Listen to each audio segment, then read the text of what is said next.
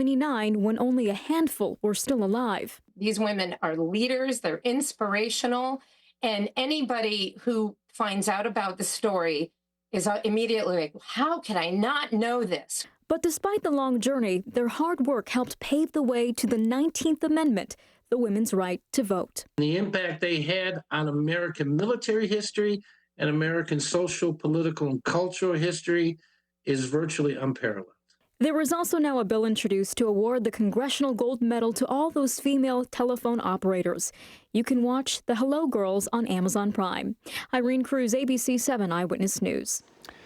And if you know of a person or organization that is making a difference in the lives of veterans, let us know at abc7.com/salutes. And thanks for joining us for Eyewitness News at 6. Tune in for Eyewitness News at 11 o'clock tonight here on ABC 7. Now let's go to World News Tonight with David Muir.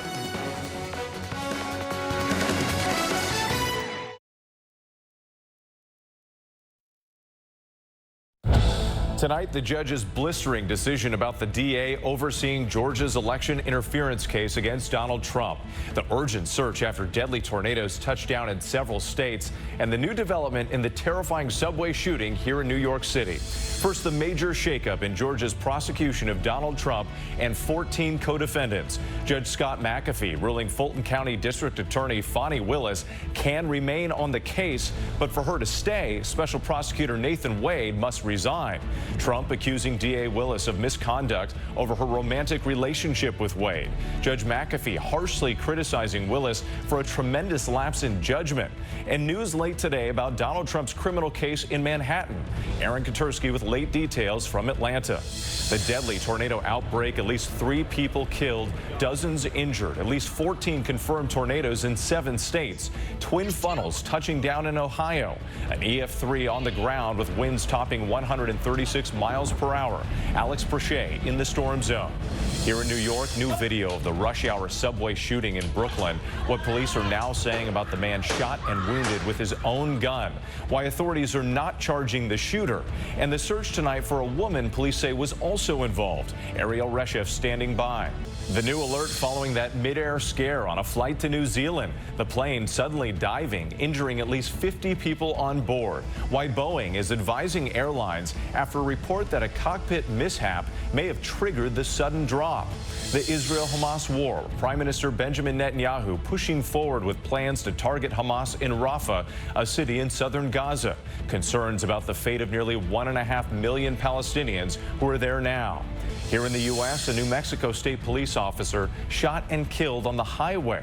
Police releasing an image of the suspect now on the run. The landmark settlement that could change the way Americans buy and sell homes.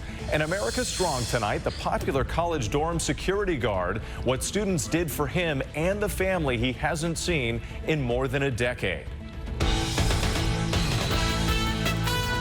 From ABC News World Headquarters in New York, this is World News Tonight with David Muir. Good evening. It's great to have you with us on this Friday night. I'm Whit Johnson in for David. And we begin with that major decision in the Georgia election interference case against Donald Trump. The judge ruling District Attorney Fani Willis can stay on the case, but only if her former romantic partner leaves. The judge finding the romantic relationship between Willis and the chief prosecutor she hired, Nathan Wade, showed a tremendous lack of judgment, but he did not find a conflict of interest that harmed the defendant's case. Instead, Judge Scott McAfee gave Willis a choice. Either she and her entire staff could step down, or Wade alone could resign from the case. Late today, Nathan Wade submitted his resignation, saying it was in the interest of democracy and to move this case forward as quickly as possible. And so tonight, Donald Trump's Georgia trial may still go forward, but without a clear date as to when it might begin. ABC's senior investigative correspondent Aaron Katersky leads us off in Atlanta tonight.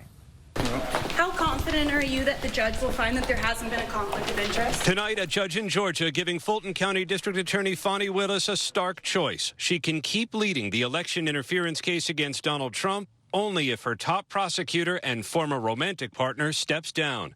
Trump and several of his co-defendants fought to remove Willis, arguing she financially benefited by hiring Nathan Wade.